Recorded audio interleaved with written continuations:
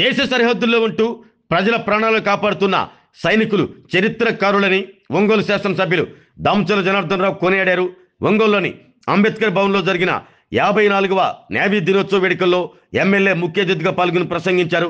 మనమంతా ఈరోజు సుఖ సంతోషాలతో ఉన్నాము అంటే దానికి సరిహద్దుల్లో ఉండే సైనికుల త్యాగాలే కారణమన్నారు. వాళ్ళు కుటుంబాలను జీవితాలను వదులుకుని మన కోసం త్యాగం చేస్తున్నారంటూ ప్రశంసించారు. సైనికులు సంక్షేమాన్ని దృష్టిలో పెట్టుకుని ఒంగోలులో సైనిక్ కాంప్లెక్స్ నిర్మిస్తున్నట్లు దామచల జనార్దన్ రావు వెల్లడించారు.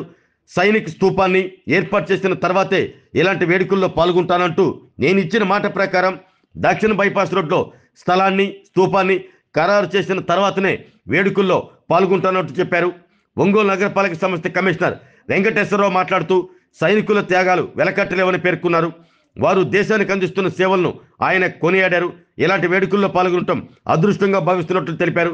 ఈ కార్యక్రమంలో national institute of disaster management joint director colonel PS Reddy, జిల్లా సైనిక సంక్షేమ శాఖ అధికారి లెఫ్టినెంట్ కల్నల్ అబ్దుల్ రహీం, మాజీ సైనికుల సంక్షేమ సంఘం అధ్యక్షుడు ఆలపాటి వెంకటేశ్వర్లు, రాష్ట్ర అధ్యక్షుడు నెప్పల నాగేశ్వరరావు, పాశం వెంకటరెడ్డి, కటారి బ్రహ్మయ్య, వెంకటేశ్వర్లు, గుమ్మడి వెంకట్రావు తదితరులు పాల్గొన్నారు.